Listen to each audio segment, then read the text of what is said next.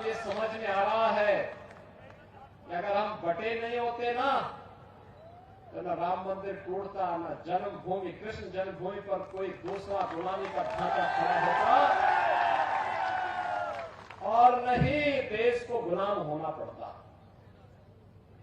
कभी नहीं होता।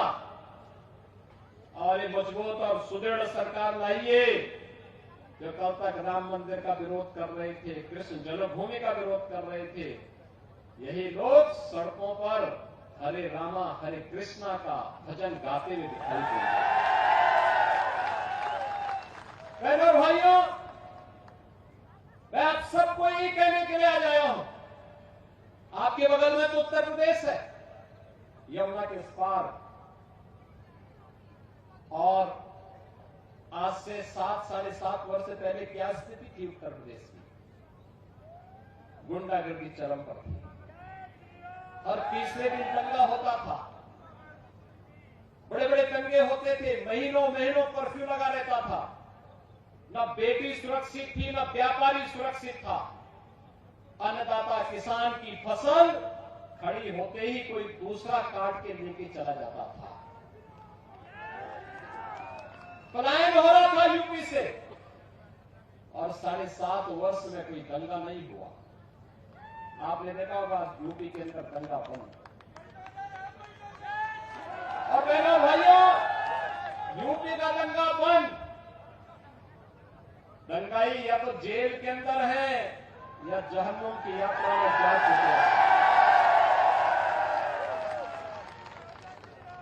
बाकी दूसरा कुछ भी नहीं है। ये तभी हो सकता है जब डबल इंजन की सरकार मजबूती के साथ चले। हरियाणा में पिछले 10 वर्ष में डबल इंजन सरकार ने विकास किया है, सुशासन का एक मॉडल दिया है। कांग्रेस जिसने माफिया को यहां पर पनपाने का काम किया था, माफिया राज हर हाल में दिया था, संगठित अपराध में लिप्त माफिया रहे हो, खनन माफिया रहे हो, भू माफिया रहे हो, पशु माफिया रहे हो, वन माफिया रहे हो, कौन ऐसा माफिया है जिसका थप्पा कांग्रेस के ऊपर न लगा हो? बहनों और भाइयों, इस माफिया राज से मुक्ति चाहिए तो भारतीय जनता पार्टी एकमात्र विकल्प है, एकमात्र विकल्प है।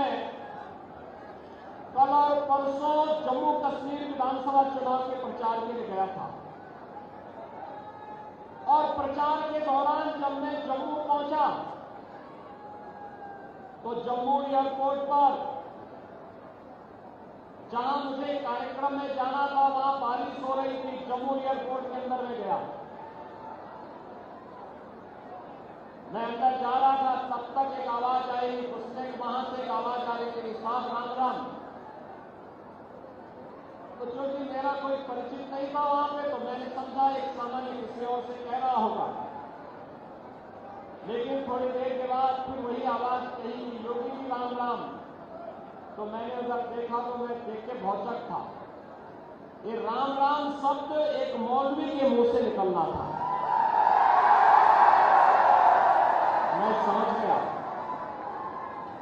कश्मीर में धारा 370 हटने का इम्पैक्ट है ये।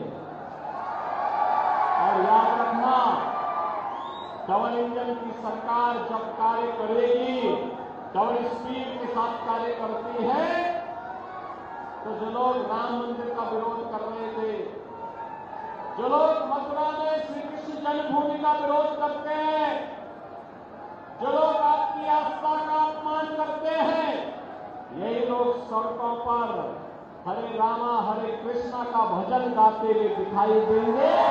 और एक ताकत आपके पास है, याद करना, राम मंदिर विदेशी आक्रांताओं ने भगवान राम के मंदिर को इसलिए तोड़ा था क्योंकि हम बटे थे,